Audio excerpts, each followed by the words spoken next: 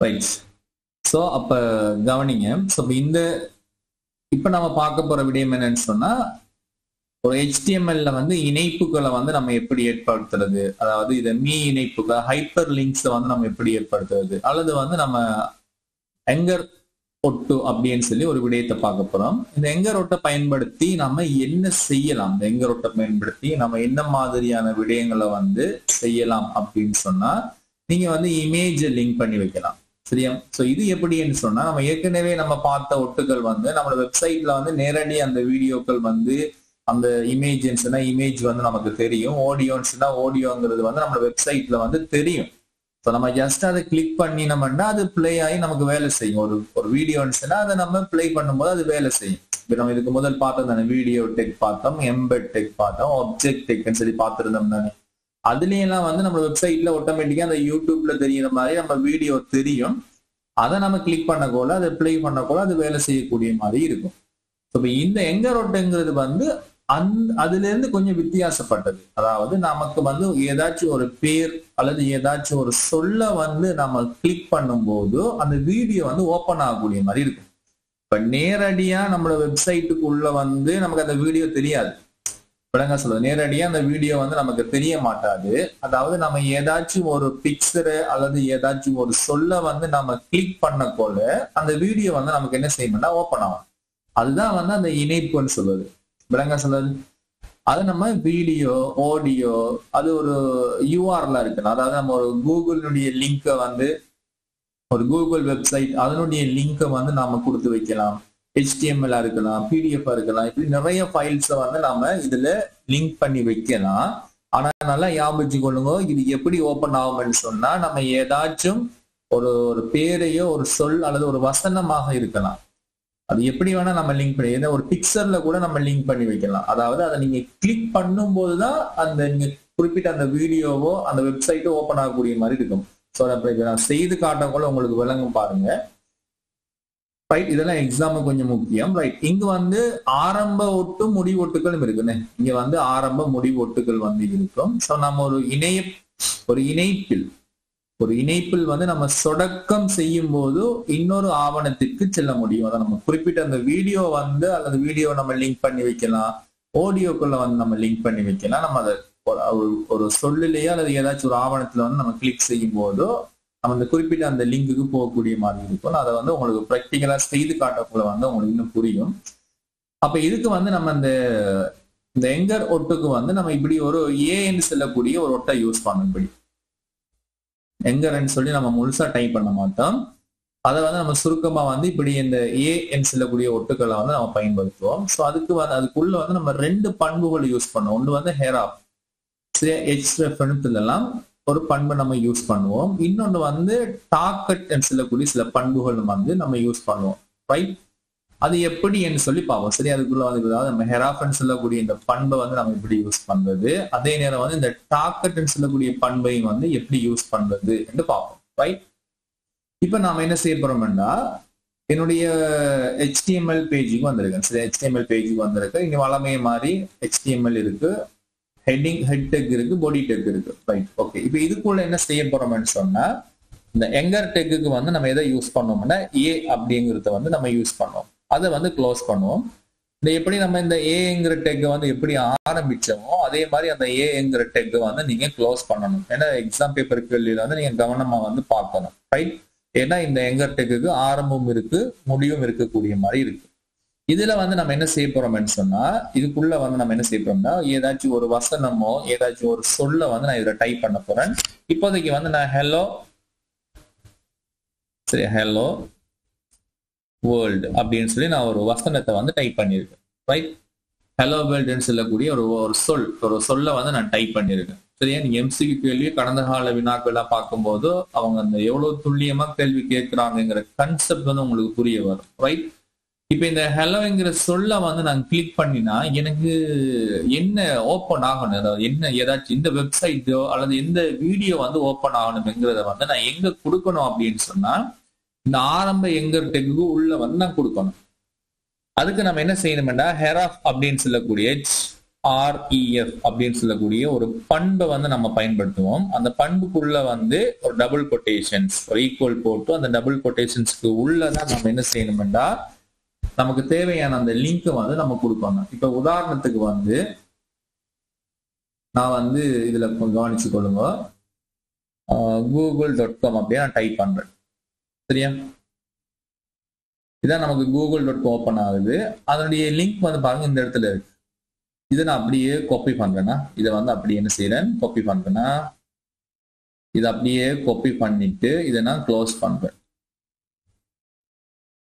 Right, copy பண்ணிட்டு close பண்றேன். இங்க நல்லா கவனிங்க, நான் இந்த ஹெராஃபென்ட்ருக்கு தான் இந்த டெக்குள்ள வந்து அதை நான் பேஸ்ட் பண்றேன். பாருங்க அந்த google.com பாருங்க, அந்த வெப்சைட்டுடைய பேரை வந்து நான் என்ன செஞ்சிருக்கேன்னு சொன்னா நான் பேஸ்ட் பண்ணியிருக்கேன்.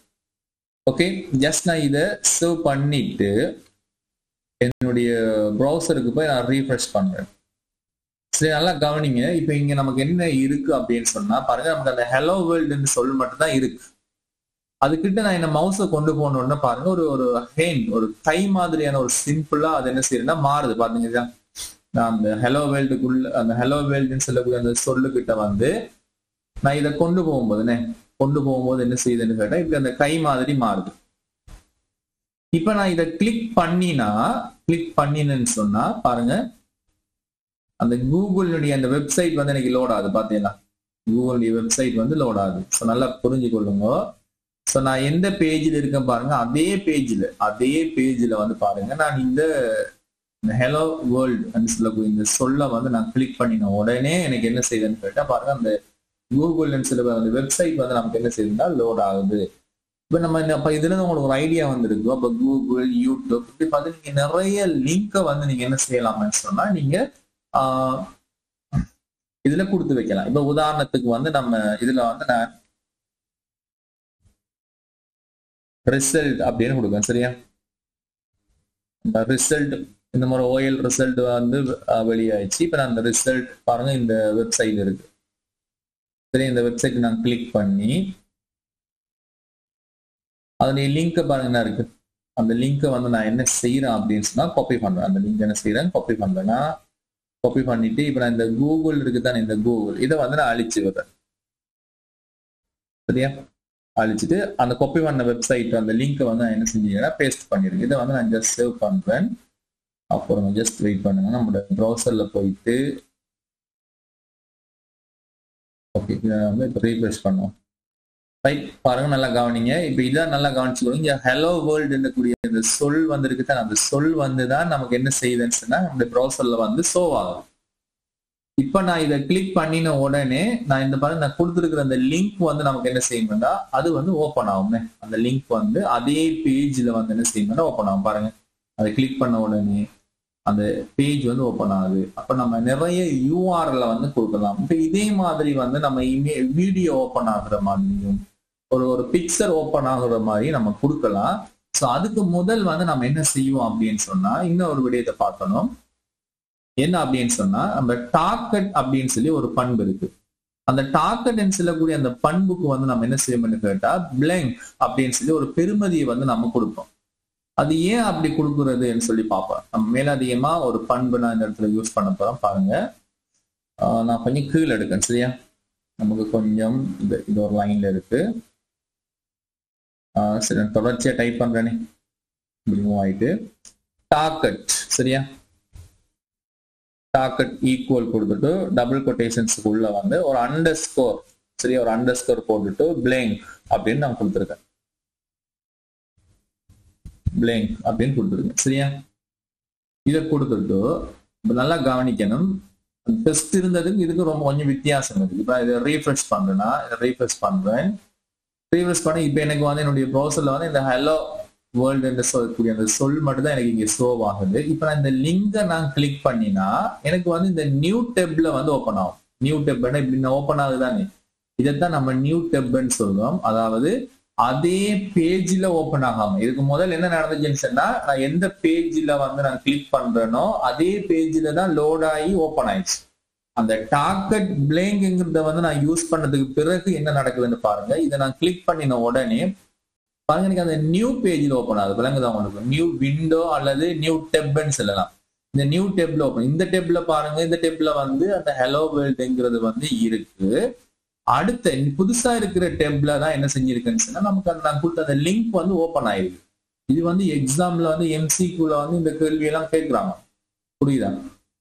பாருங்க, இந்த நாங்க ஹலோன்னு சொல்லக்கூடிய இந்த சொல்ல வந்து நான் இந்த கிளிக் பண்ணும்போது, இந்த ஹலோங்கிறத வந்து இந்த லிங்கை வந்து நான் கிளிக் பண்ணும்போது என்ன செய்யுது பாருங்க, எனக்கு அந்த நியூ டேப்ல அல்லது நியூ விண்டோன்னு சொல்லுவாங்க. அந்த நியூ விண்டோ அல்லது நியூ டேப்ல வந்து நமக்கு என்ன செய்யுதுன்னு சொன்னா எனக்கு அந்த லிங்க் வந்து என்ன செய்யுதுன்னா ஓப்பன் ஆகுது. ரைட்? இவ நல்லா கவனிச்சு கொள்ளுங்க. இப்ப நான் வந்து இந்த டார்கெட் இந்த இருக்குதான், இந்த டார்கெட் பிளாங்க்ங்கிறத வந்து நான் இப்ப இல்லாம செய்தா என்ன நடக்கும்னு இப்ப வித்தியாசத்தை பாருங்க.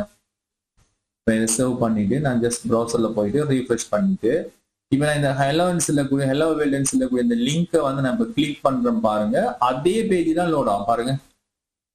அதே பேஜ்ல லோட் ஆகுதுன்னு அந்த டார்கெட் யூஸ் பண்ணது பிறகு என்ன நடந்துச்சுன்னு சொன்னா உங்களுக்கு அது ஒரு நியூ டேப்ல போயிட்டு என்ன செஞ்சுட்டேன்னா ஓப்பன் ஆயிடுச்சு. சரியா? ரெண்டுக்கும் வந்து நமக்கு வித்தியாசம் தெரிஞ்சுக்கணும். ஸோ அதைத்தான் வந்து நான் இதுல கொடுத்துருக்கேன் பாருங்க தெளிவா. டார்கெட் எனும் பண்பிற்கு பெருமானம் பிளாங்க் வழங்கப்படும். டார்கெட்ங்கிற பண்புக்கு நம்ம என்ன பெருமானம் கொடுப்போம்னா பிளாங்க் கொடுப்போம். இதன் மூலம் இணைக்கப்பட்டுள்ள ஆவணம் புதிய தத்தல் அதாவது டெப் அல்லது சாளரத்தில் விண்டோல வந்து என்ன செய்யப்படும்னா திறக்கப்படும். ஒரு புதிய விண்டோல வந்து நமக்கு என்ன செய்யணும்னா திறக்கப்படும். அப்ப இந்த இடத்துல பாத்தீங்கன்னா இந்த ஏ அப்படிங்கிறது ஆங்கர் டெக், இது ஆரம்பிச்சிருக்கேன். சரியா? நல்லா கவனிச்சுக்கணும். இங்க முடியுது. அதுக்குள்ள வந்து ஹலோ வேர்ல்டுன்னு சொல்லக்கூடிய ஒரு டெக்ஸ்ட் நான் டைப் பண்ணியிருக்கேன். அதே நேரம் இந்த ஹெராப்ங்கிறது வந்து ஒரு பண்பு. இந்த ஹெராப்ங்கிறது அட்ரிபியூட்ஸ் அதாவது பண்பு. இந்த டார்கெட்ங்கிறது வந்து பண்பு. இந்த ஹெராப்ல தான் வந்து நம்ம என்னத்தை கொடுப்போம்னு சொன்னா ஒரு யூஆர்எல் லிங்கை வந்து நம்ம கொடுப்போம். இங்க வந்து நம்ம என்ன செய்யணும், பிளாங்க் வந்து நம்ம யூஸ் பண்ணோம். சரி, டார்கெட்டுக்கு வந்து நம்ம என்ன செய்யறோம்னா பிளாங்க்ங்கிற பண்பை வந்து நம்ம யூஸ் பண்ணியிருக்கோம். நம்ம நல்லா தெளிவா கவனிச்சுக்கொள்ளுங்க. அதை ஹலோ வேர்ல்டு என்னும் சொல்லின் மீது சொடக்கும் போது அதாவது google.com வலைத்தளம் புதிய சாளரத்தின் மீது என்ன செய்யப்படும்னா திறக்கப்படும். அப்ப டார்கெட் என்னும் பண்பு பயன்படுத்தப்படவில்லை எனில் google.com என்னும் வலைத்தளம் வந்து அதே சாளரத்தில் வந்து திறக்கப்படும். நம்ம இந்த டார்கெட் பயன்படுத்தலைன்னு சொன்னா அதே சாளரத்துல தான் இந்த google.com வந்து என்ன செய்யணும்னா லோட் ஆகி ஓப்பன் ஆகும். ரைட்? ஓகே, இப்ப நீங்க யோசிக்கலாம் எப்படி வந்து நம்ம இமேஜ் வந்து எப்படி லிங்க் பண்ணணும் பாருங்க. நம்ம அது வந்து வெரி சிம்பிள். இப்போ வந்து நம்ம என்ன செய்யலாம், ஒரு இமேஜை வந்து நம்ம எப்படி லிங்க் பண்ணலாம்னு பாருங்க. இதை வந்து நான் அப்படியே அழிச்சிட்டு ரைட் இதை என்ன செய்ய போறேன், இமேஜ் டாட் ஜேபிஜின்னு கொடுக்கலாம்.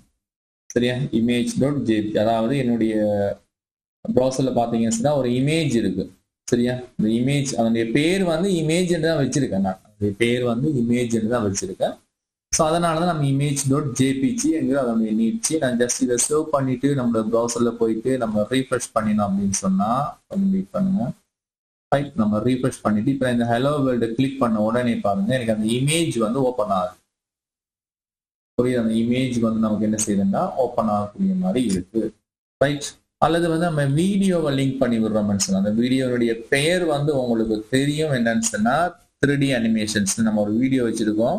அந்த வீடியோனுடைய பெயர் வந்து என்னன்னு சொன்னா 3D அனிமேஷன் டாட் எம்பி4 அந்த பேர் வந்து பார்த்துக்கோங்க எம்பி4. ஜஸ்ட் நான் இதை சர்வ் பண்ணிட்டு என்னுடைய ப்ரௌசர்ல போயிட்டு ரீஃப்ரெஷ் பண்ணணும். சரியா? ரீஃப்ரெஷ் பண்ணிட்டு இப்போ நான் இந்த ஹலோ வேர்ல்டுங்கிறத கிளிக் பண்ணினா பாருங்க எனக்கு வீடியோ ஓப்பன் ஆகுது. சரியா?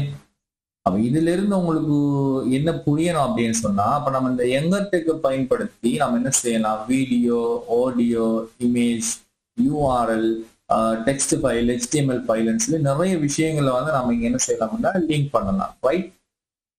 ஸோ அதாவது கொஞ்சம் வித்தியாசம் தான். ஏன்னா நம்ம வந்து இங்க ஏதாச்சும் ஒரு சொல்லின் மீது சொடக்கும் போது வந்து அதாவது நம்ம கிளிக் பண்ணும் போதுதான் நமக்கு என்ன செய்யுதுன்னா அந்த குறிப்பிட்ட நம்ம கொடுக்குற அந்த வீடியோ, ஆடியோ வந்து என்ன செய்யுதுன்னா ஓப்பன் ஆகக்கூடிய மாதிரி இருக்கு. நம்மளோட வெப்சைட்ல வந்து நமக்கு நேரடியா தெரியாதுண்ணே, நேரடியா வந்து நமக்கு அந்த வீடியோ தெரியாது. ஸோ நம்ம இதை கிளிக் பண்ணும்போது அது ஓப்பன் ஆகும். சேம் இதுதான் அந்த எங்கர்டெக்ல இருக்கக்கூடிய வித்தியாசம். ஸோ அப்ப நம்ம நோட்ஸ்ல பார்த்துக்கொள்ளுங்க.